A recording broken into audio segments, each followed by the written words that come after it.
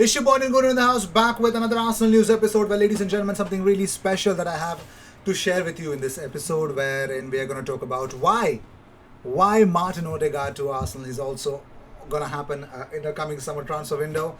As we already knew that Real Madrid want to there was one sort of news wherein Real Madrid wanted Odegaard to stay, and they would want to use him as a bait to get Erling Haaland to Real Madrid. But there were also, on the contrary, there was some other news as well which was going around which suggested that Erling Haaland would be wanted at Real Madrid, but Real Madrid want to generate funds in selling some of their players as well. So now, on that note, we are going to talk about how Arsenal can actually get Martin Odegaard. All in all, it would require Arsenal to pay the money up front. Mo Elneny gets a special surprise from Cristiano Ronaldo.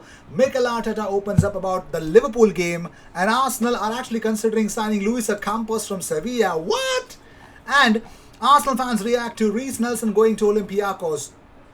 Positive reactions, I'd say, but here we go. The first news that we got for you guys is about Martin Odegaard. It looks like, according to Times Sport, Real Madrid are willing to sell Martin Odegaard, Dani Ceballos, Luka Jovic, Gareth Bale and Mariano Diaz to generate funds to sign Erling Haaland. Real Madrid's finances have been hit hard. Their latest financial accounts showed that they are £767 million in the red. £767 million. And according to Telefootball, sources suggest that Real Madrid are the favourites to sign Erling Haaland at present, although all discussions are at an early stage and no decision has been reached yet. So the big question is, as you guys already know, or if you don't know, let me tell you that his agent and his father, Alfinch Haaland, along with Mino Raiola, who's the agent of Erling Haaland, are both actually in a traveling spree. They're traveling in different parts of the different countries of Europe, in order to seal the deal for Erling Haaland's summer move. They actually met Barcelona yesterday as well as Real Madrid in the span of 3 hours, and now they'll be traveling to Manchester City of Blue, Red, whichever club is actually willing to sign Erling Haaland. That I'm told, or what I know, is there are 4 or 5 clubs that are in the mix to sign Erling Haaland, and Mino Raiola is willing to reach out to every club that wants to sign Erling Haaland and would want to pay, or is really interested in signing him. So he would want to know the project, what exactly is going on. So if Real, of course, I'm pretty much sure this time it's all about Real Madrid chasing for a striker to score more goals, replace Karim Benzema or Cristiano Ronaldo. They've not properly replaced someone, and the whole brunt was borne well by Karim Benzema. But sometimes you need to you need someone new in the ranks, a new Galactico to lead the Los Blancos. So it looks like Erling Haaland is one of the names that they're actually looking at, which looks like quite possible. So even Erling Haaland, Mikel Zorc said that we made our intentions very clear about yesterday. I spoke to Mino Raiola, so the intentions are very much clear. If they get their money, Erling Haaland can actually leave Borussia Dortmund. Let's see what happens. It hangs by a thread. But talking about gifts, ladies and gentlemen, Mo Elneny on Instagram stories shared his signed Juventus jersey from Cristiano Ronaldo. Well, he says, "What a beautiful gift. Thank you, Cristiano." It is written, "To Elneny, best regards," and the signature of Cristiano Ronaldo. How beautiful is that? Mo Elneny, unbelievable. That's a most wonderful gesture from Cristiano, eh? But moving on, so talking about more stuff, Mikel Arteta was asked about eradicating self-inflicted defensive mistake. He said mistakes that happen on the pitch. He says, "The fact that opposition teams are depending on us is a good factor. It means the problem is in our hands and we can stop it immediately. If we are able to do that, it does not depend on the opponent." Oh yes, that's kinda not stupid at one point of time.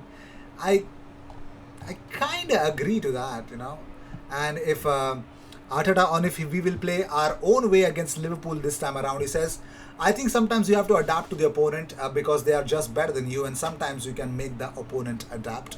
We'll see depending on what they're able to do and what we are able to do. Obviously, the intention in game we want to propose is different to how we played last year. When you play against top quality sides, sometimes you have to adapt your game to get the results you need." Crazy stuff, isn't it? Yeah, totally crazy stuff. Um, Talking about different stuffs, let us talk about Luis Ocampos. Now, why is Luis Ocampos to Arsenal happening, man? Although Leeds and Wolves could be the Premier League clubs that hint from England, they want the signing of Lucas Ocampos. I'm sorry, but according to Toto Fichajes, they say that we can assure that the main candidate to sign the Sevilla winger would be Arsenal. Mikel Arteta has been following the Argentine footballer closely for some time and thinking about losing two of his most important assets, Ceballos and Odegaard, who will not remain in the squad under any circumstances. He has asked the board for an effort to get the Sevilla players pass. Now, there's a problem. Arsenal is not one of the clubs that is recognized for being a great negotiator, and it is that almost all its acquisitions are made after payment of its termination clause. In this case, it would require Arsenal to pay 65 million euros for Luis Ocampos. That's the price tag. That's the release clause for Luis Ocampos, though. Although Sevilla, for its part, is working on renovating to the extreme to force them to pay a higher figure. That may not happen, but yeah. Moving on. So, talking about something else that that I actually have in my mind is about Lukita Torreira. Yes, Lucas Torreira.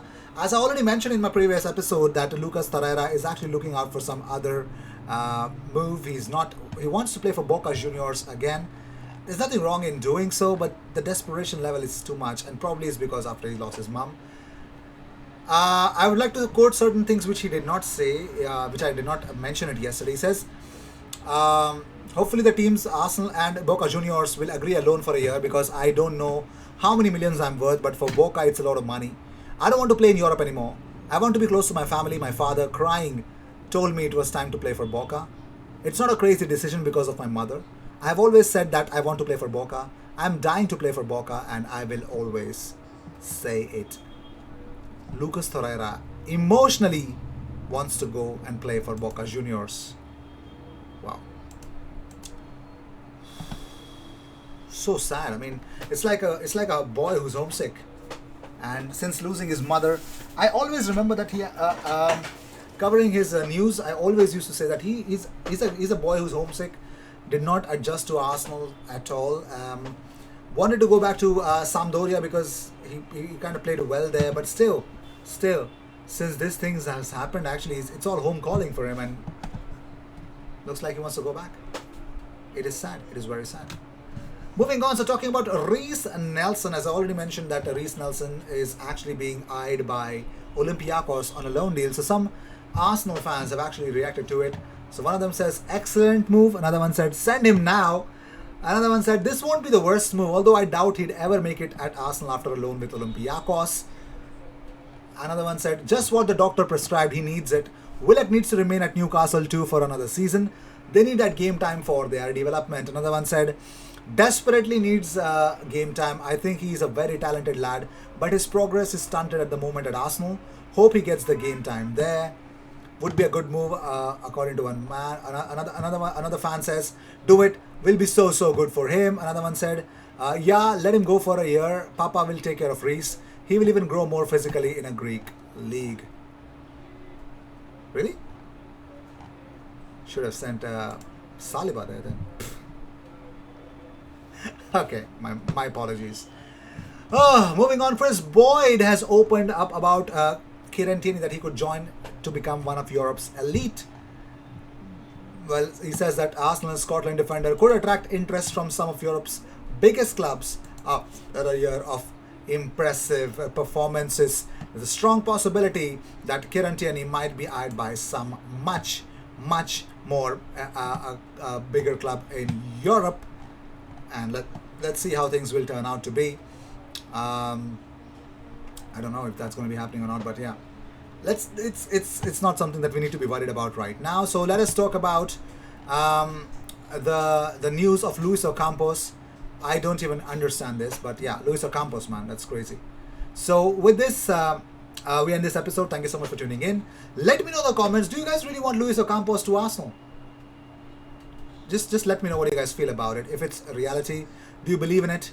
I think Luis Ocampos is a little far-fetched idea, but which tells me one thing. Arsenal looking for a winger.